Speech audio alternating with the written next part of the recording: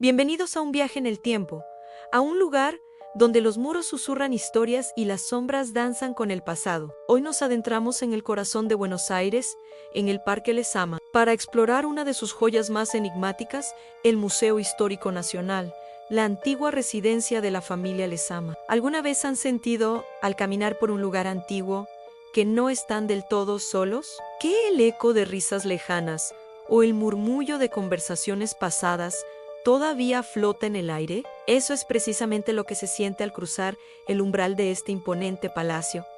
No es solo un museo, es un portal a otra época, un escenario donde la historia de Argentina cobra vida de una manera casi tangible. Para entender el alma de este lugar, primero debemos conocer a sus protagonistas. La historia comienza con Gregorio Lezama, un hombre de negocios salteño, visionario y una de las figuras más influyentes de la segunda mitad del siglo XIX. En 1857, adquirió esta vasta propiedad, que en aquel entonces se encontraba en los límites de una Buenos Aires en plena expansión. La ciudad crecía a un ritmo vertiginoso, y Lezama, con su fortuna amasada en el comercio y el campo, decidió construir aquí no solo una casa, sino un verdadero paraíso personal. Imaginen un jardín de estilo europeo, con miles de especies de plantas exóticas, esculturas clásicas, un lago artificial y hasta un pequeño zoológico. Era la quinta más espectacular de la ciudad, un oasis de lujo y naturaleza que reflejaba el poder y el refinamiento de su dueño. La mansión, de estilo neorrenacentista italiano, se erguía como un símbolo del progreso y la riqueza que definían a la élite porteña de la época. Aquí se celebraban fiestas deslumbrantes, se cerraban negocios cruciales y se tejían las redes de poder que darían forma al futuro del país. Pero toda gran historia tiene también sus sombras. Tras la muerte de Gregorio Lezama, su viuda, Ángela de Álzaga, continuó viviendo en la residencia, manteniendo el esplendor de la quinta. Sin embargo, con su fallecimiento en 1894, un nuevo capítulo comenzó. En un gesto de increíble generosidad, Ángela legó la propiedad a la Municipalidad de Buenos Aires con una condición: que se convirtiera en un parque público que llevara el apellido de su esposo. Así nació el Parque Lezama, un regalo para todos los porteños. 3 años después, en 1897, la mansión se convirtió en la sede del Museo Histórico Nacional, un destino que parece haber estado escrito en las estrellas, y es aquí donde la materia, la arquitectura imponente, los objetos de valor incalculable comienzan a entrelazarse con la sombra, con lo intangible, con las leyendas que han perdurado por más de un siglo. No es de extrañar que un lugar con tanta historia acumulada sea también el epicentro de relatos fantasmales. Empleados del museo, guardias nocturnos y visitantes sensibles han contado historias a lo largo de los años. Hablan de susurros inexplicables que recorren los pasillos vacíos, de pasos que resuenan en las escaleras de mármol cuando no hay nadie más. Algunos juran haber visto una figura femenina, quizás el espíritu de Ángela de Álzaga, asomándose por las ventanas del piso superior, vigilando su amado jardín. Otros mencionan la sensación de una presencia fría en ciertas salas, como si alguien observara desde un rincón oscuro, un espectador silencioso de nuestro presente. ¿Son estas apariciones reales o simplemente el fruto de la sugestión, alimentada por la atmósfera cargada de historia del lugar? Quizás la pregunta no es si los fantasmas existen, sino qué representan. Desde una perspectiva cultural, los fantasmas son la memoria hecha presencia, son las emociones, los anhelos y los dramas de quienes nos precedieron, que se han quedado impregnados en el espacio físico. Pensemos en el museo no como una casa embrujada, sino como un santuario de memoria. Cada objeto expuesto es un fragmento de una vida. El sable de San Martín no es solo un arma, es el peso de la libertad de un continente. Los vestidos de época no son solo tela, son los sueños y las restricciones de las mujeres que los usaron. Las cartas y documentos no son solo papel y tinta, son las voces de nuestros antepasados hablando directamente a través del tiempo. En este contexto, las leyendas de fantasmas adquieren un nuevo significado. El fantasma de Ángela de Álzaga puede ser la personificación de su legado, de su amor por este lugar, una fuerza simbólica que nos recuerda a quién le debemos este espacio público. Los susurros y pasos podrían ser el eco de las innumerables conversaciones y decisiones que se tomaron entre estas paredes, decisiones que moldearon la nación. Son fantasmas simbólicos, manifestaciones de una memoria colectiva que se niega a desaparecer. Esta tensión entre el pasado palpable y el presente que lo recorre es lo que hace al Museo Histórico Nacional un lugar tan magnético. Al caminar por sus salas, no solo estamos viendo historia, la estamos sintiendo, es una experiencia casi fenomenológica. La luz que se filtra a través de los altos ventanales ilumina el polvo en el aire, partículas de ayer y de hoy suspendidas en el mismo instante. El crujido del suelo de madera bajo nuestros pies es una conversación entre nuestros pasos y los de miles que caminaron antes. Fíjense en los detalles, miren las molduras de los techos, los elaborados trabajos en madera de las puertas, el desgaste del mármol en los escalones. Cada uno de estos elementos es un testigo silencioso. ¿Han visto la expansión de Buenos Aires? ¿Han presenciado epidemias, revoluciones, momentos de gloria y de tragedia? La memoria no solo está en las vitrinas, está en la propia estructura del edificio. La memoria habita en los muros. Es fácil dejarse llevar por el romanticismo de las historias de fantasmas, pero la verdadera magia de este lugar es cómo nos conecta con nuestra propia historia de una manera profunda y personal. Nos obliga a preguntarnos, ¿quiénes somos como nación? ¿De dónde venimos? ¿Qué historias cuentan los objetos que nos rodean? El museo se convierte en un espejo. Vemos reflejada la ambición de Lezama, la generosidad de Ángela, el coraje de los héroes de la independencia y las vidas anónimas de miles de personas que construyeron este país. Y en ese reflejo, quizás también veamos algo de nosotros mismos, de nuestras propias esperanzas y contradicciones. La próxima vez que visiten el Parque Lezama, no se queden solo con la belleza de sus árboles y esculturas. Atrévanse a cruzar las puertas del Museo Histórico Nacional. Pero no entren como un simple turista, entren como un explorador del tiempo, con los sentidos abiertos. Escuchen con atención. Quizás no oigan un fantasma, pero sí el murmullo de la historia. Sientan la temperatura de las salas, la textura de las barandas. Observen cómo la luz juega con las sombras en los rincones. Dejen que la fascinación de su arquitectura, que es un libro de historia en sí misma, los envuelva y permítanse sentir esa conexión única con el pasado. Esa sensación de que las capas del tiempo son mucho más delgadas de lo que pensamos. Porque al final, el Museo Histórico Nacional no es solo un edificio que alberga objetos, es un organismo vivo, un corazón que bombea la memoria de Argentina. Y sus fantasmas, ya sean reales o simbólicos, son simplemente los guardianes de esa memoria, recordándonos que el pasado nunca muere del todo, sino que sigue viviendo entre la materia y la sombra. Gracias por acompañarme en este recorrido fascinante. Si te gustó este viaje a través de la historia y el misterio, no olvides darle like, suscribirte al canal y activar la campanita para no perderte nuestras próximas aventuras. Nos vemos en el próximo video. Hay lugares que parecen sacados de un sueño o quizás de una pesadilla, edificios que desafían la lógica del tiempo y el espacio y que se convierten en leyendas vivas de una ciudad. Hoy vamos a viajar a la costa argentina, a Mar del Plata, para desentrañar los secretos de una de sus construcciones más enigmáticas y fascinantes.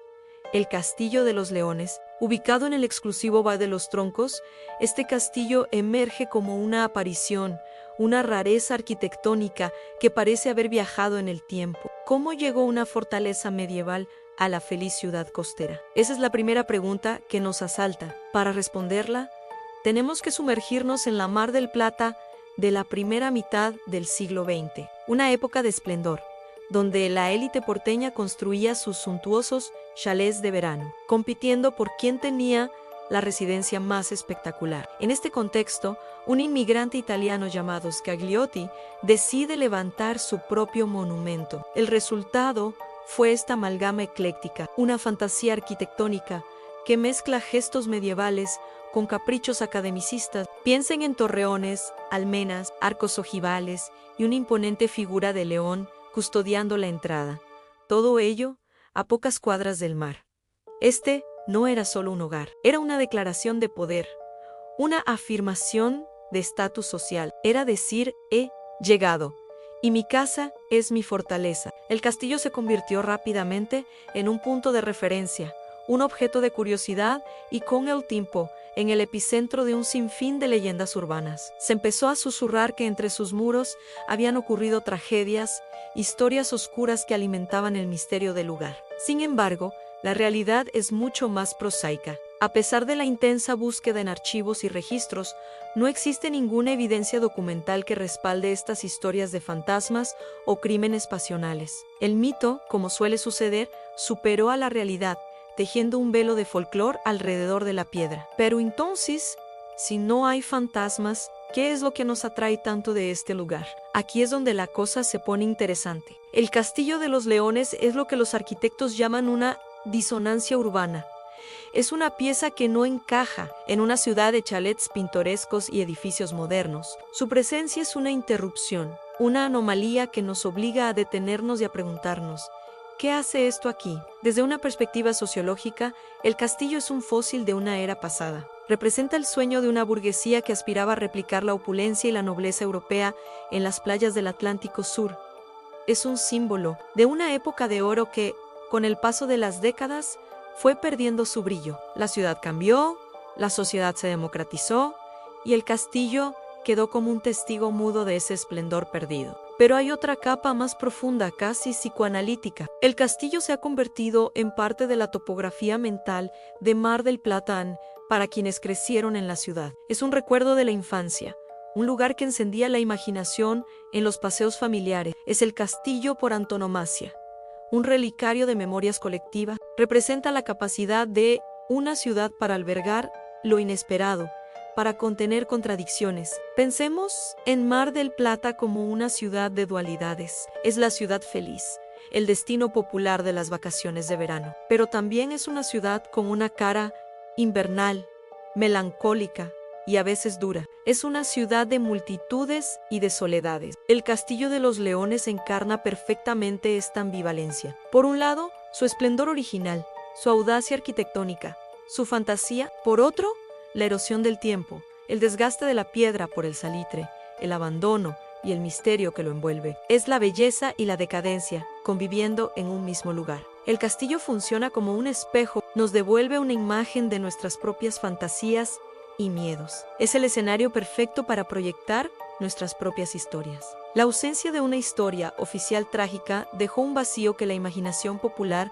se apresuró a llenar, porque a veces necesitamos que los lugares tengan secretos, que los muros guarden susurros, para que el mundo sea un poco menos predecible. Con el tiempo, el castillo ha tenido diferentes vidas. Dejó de ser una residencia privada y ha albergado desde restaurantes hasta salones de eventos, intentando encontrar su lugar en la Mar del Plata contemporánea. Cada nuevo uso es un intento por reinterpretar su significado, por darle una nueva función a este gigante de piedra que se niega a desaparecer. Hoy, el Castillo de los Leones sigue ahí, desafiante, quizás un poco olvidado por algunos, pero profundamente arraigado en el alma de la ciudad. No es solo un edificio, es un personaje en la larga novela de Mar del Plata, un personaje que nos habla de la ambición, del paso del tiempo, del poder de la imaginación y de la compleja identidad de una de las ciudades más queridas de Argentina. La próxima vez que caminen por las calles de Los Troncos, o si ven una foto de este lugar, recuerden que no están viendo solo un castillo excéntrico, están viendo un pedazo de historia, un símbolo de esplendor y erosión, un generador de mitos y un guardián silencioso de la memoria costera. Nos recuerda que la arquitectura a veces es mucho más que ladrillos y cemento. Es la materialización de los sueños y las contradicciones de toda una sociedad. ¿Conocían la historia de este lugar? ¿Qué otras construcciones enigmáticas conocen en sus ciudades? Déjenmelo saber en los comentarios. Me encanta leer sus historias. Si les gustó este viaje al corazón de Mar del Plata, no olviden darle a me gusta, compartir el video y suscribirse para no perderse más exploraciones de los misterios que nos rodean. Gracias por acompañarme una vez más. Nos vemos en el próximo video. En el corazón empedrado de San Telmo, donde las fachadas murmuran épocas superpuestas, se erige la casa mínima como una anomalía arquitectónica. No deslumbra por grandilocuencia, seduce por su delgadez casi improbable. Su linaje se remonta al ocaso del periodo colonial o quizá a los primeros latidos institucionales posteriores a la emancipación rioplatense. Es, en términos materiales, una cicatriz vertical incrustada en la trama urbana. Durante décadas, la tradición oral ha sostenido que en su interior habitaron esclavos manumitidos, reducidos a una franja de mundo tan estrecha como su margen social. Sin embargo, los archivos, siempre fríos, siempre parcos, no rubrican esa versión. El expediente histórico permanece incompleto. Y en ese vacío germina la fábula. La casa mínima no es simplemente una rareza edilicia. Funciona como alegoría petrificada. Su angostura no solo delimita metros cuadrados, condensa estratos de exclusión, silencios documentales y memorias fragmentadas. El espacio comprimido opera como metáfora de una ciudadanía restringida, de identidades confinadas a los bordes de la ciudad oficial. Aquí, la noción de casa embrujada no descansa exclusivamente en presencias espectrales. El verdadero fantasma es histórico, es la sombra persistente de la esclavitud, de la marginalidad urbana, de aquello que no fue consignado en tinta, pero sí grabado en la experiencia colectiva. Desde la historiografía, cuando la documentación escasea, la imaginación popular se convierte en prótesis narrativa. Las comunidades rellenan intersticios con relatos que, aunque no verificados, expresan verdades emocionales. La casa mínima es un ejemplo paradigmático. En el mito compensa el silencio del archivo. En clave simbólica, la estrechez física se transfigura en emblema de compresión social. Cada centímetro reducido parece evocar trayectorias vitales, encorsetadas por jerarquías raciales y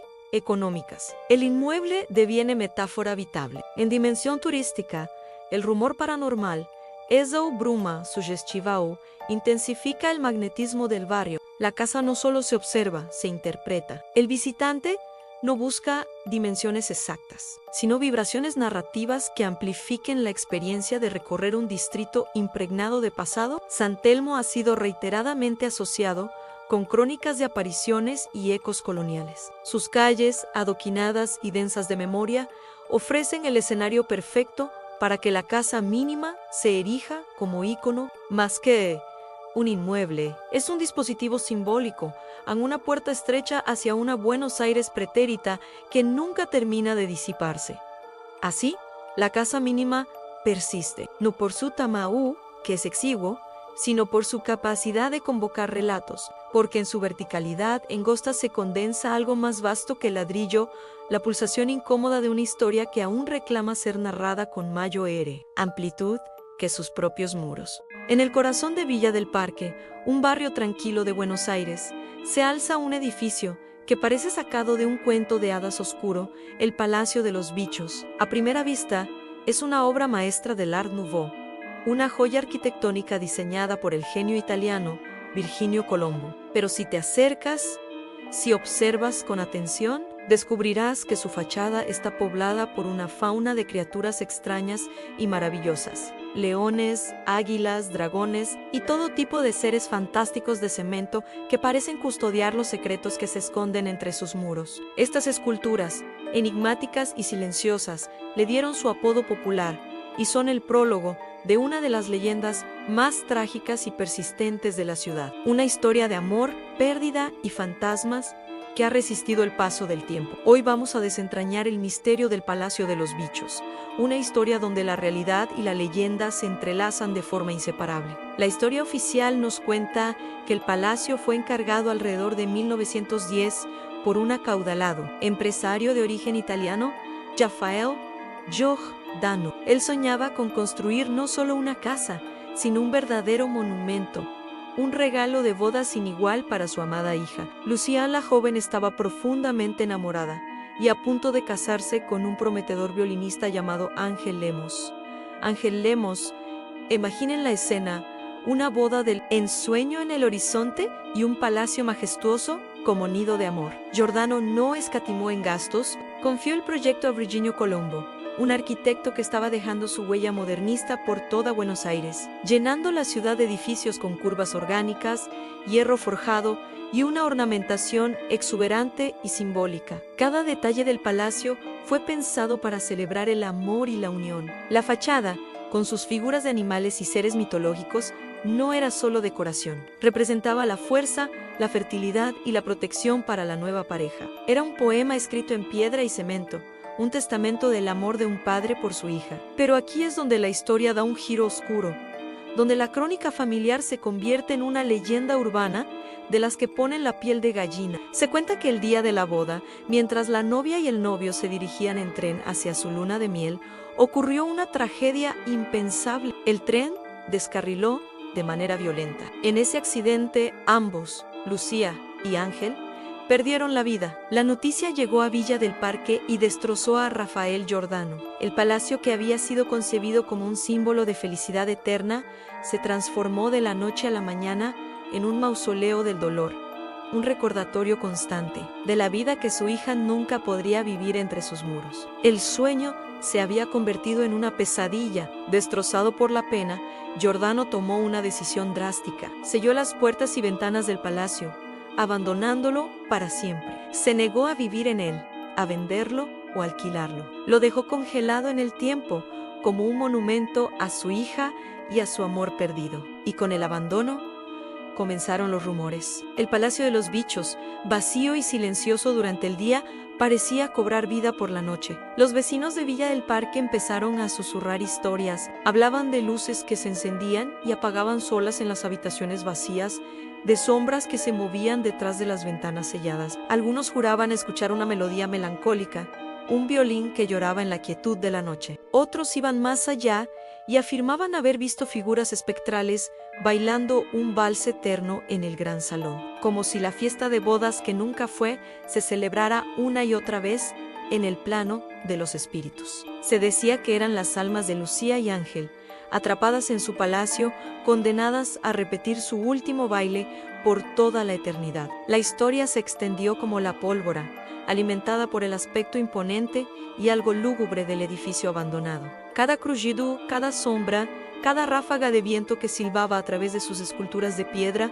era una confirmación de la presencia de los fantasmas. Pero, ¿cuánto de esta historia es real y cuánto es producto de la imaginación colectiva? Aquí es donde la leyenda choca con la investigación histórica. Varios historiadores y cronistas de Buenos Aires han intentado separar los hechos del folclore, y la verdad es que no existen registros periodísticos de la época que confirmen un accidente de tren con esas características, ni la muerte de una pareja con esos nombres. Tampoco hay documentos que vinculen de forma fehaciente a un tal Rafael Giordano con la propiedad del edificio. Parece que la historia de amor trágico es, en gran medida, eso, aún una leyenda. Pero entonces, ¿por qué surgió?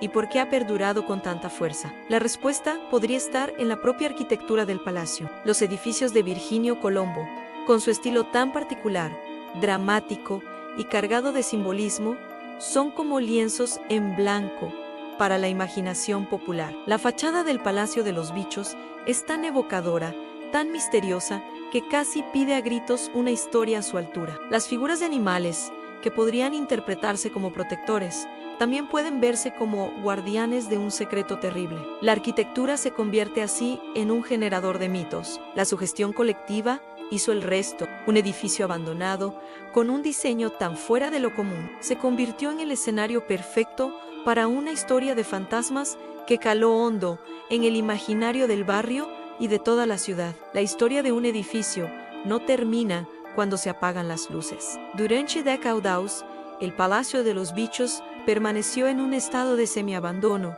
acumulando polvo y leyendas. Fue ocupado, sufrió el deterioro y el paso del tiempo. Sin embargo, su valor arquitectónico e histórico nunca fue olvidado, reconocido como un ícono del Art Nouveau porteño. El palacio fue declarado un monumento histórico nacional, lo que garantizó su protección. Afortunadamente, en los últimos años, este tesoro de Villa del Parque ha vuelto a la vida. Fue adquirido por nuevos propietarios que, conscientes de su importancia, emprendieron una meticulosa y respetuosa restauración. Hoy, el Palacio de los Bichos luce casi como en sus días de esplendor. Sus esculturas han sido limpiadas, su fachada recuperada, y aunque ahora alberga departamentos residenciales, su magia sigue intacta. Ya no es una casa embrujada, sino un testimonio viviente de la genialidad de Virginio Colombo y una pieza fundamental del patrimonio cultural de Buenos Aires. En la leyenda de los fantasmas puede que se haya desvanecido con la luz de la restauración, pero la historia del palacio,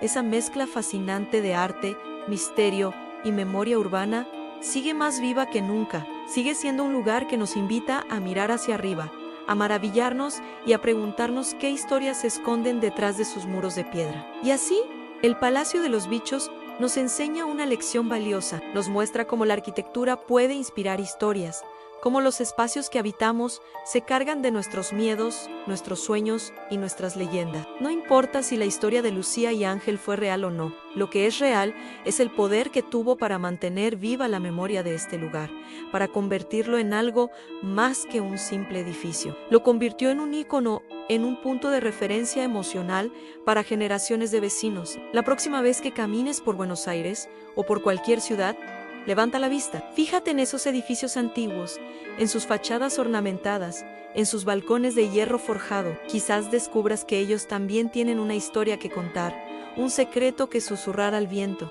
El Palacio de los Bichos ya no es la morada de fantasmas, sino la prueba de que las mejores historias son las que construimos juntos, entre la piedra y la imaginación. Gracias por acompañarme en este viaje al corazón de uno de los misterios más bellos de Buenos Aires. Si te gustó esta historia, no olvides dejar un me gusta, suscribirte al canal y contarnos en los comentarios qué otra leyenda urbana te gustaría que exploremos. Hasta la próxima.